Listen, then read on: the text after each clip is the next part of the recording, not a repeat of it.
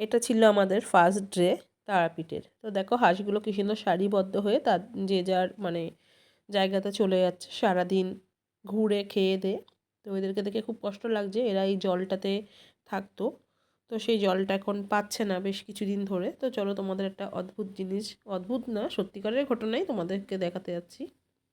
তো আমরা চলে এসেছি মায়ের মন্দিরের খুব কাছে, যে পুকুরটা আছে যার চারিপাশে ঘুরে মানুষ পুজো দিতে যায়। দেখো ওখানে অনেক দূরে লোক আছে। এই পুকুরটাতে আগে জল ছিল, এখন সেই জলটা মানে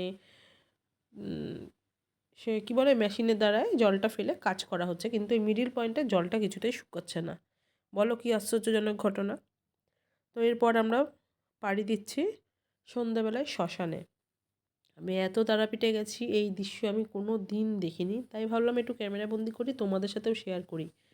তো কী পরিমাণে যে যজ্ঞ হচ্ছে ধারণার বাইরে। দেখো মানে বায়ে ডায়ে শ্মশানের রাস্তা দিয়ে যে যে এই সময়টায় তারাপীঠে গেছিলে, অবশ্যই আমার বহু মানুষের সাথে সেখানে দেখা হয়েছে। তো আমাদের এলাকা অনেক মানে জায়গা থেকে লোকজন গেছে সেখানে, কী হারে যজ্ঞ হচ্ছে দেখো। তারপরে এই যে টোপর পরা, এটা দেখে আমি ভাবছিলাম কি বিয়ে হচ্ছে, তো শুনলাম না মাঙ্গলিক দোষ কাটাচ্ছে। ছেলে মেয়ে উভয় পক্ষেই কিন্তু ছেলেদের মাথায় থাকছে টোপর আর মেয়েদের মাথায় থাকছে কি বলে ওড়না। আর এখানে যজ্ঞ হচ্ছে, অনেকে দোষ কাটাচ্ছে, অনেকে ব্যবসা বাণিজ্য, যে যার যেটা মনস্কামনা। আর এই যে ভাইটাকে দেখছো, একটি এত সুন্দরভাবে বাজনা বাজিয়ে যে এই যজ্ঞটা দুর্দান্ত, মানে ফোনে তোমরা দেখছো, আমরা সামনে থেকে দেখেছি।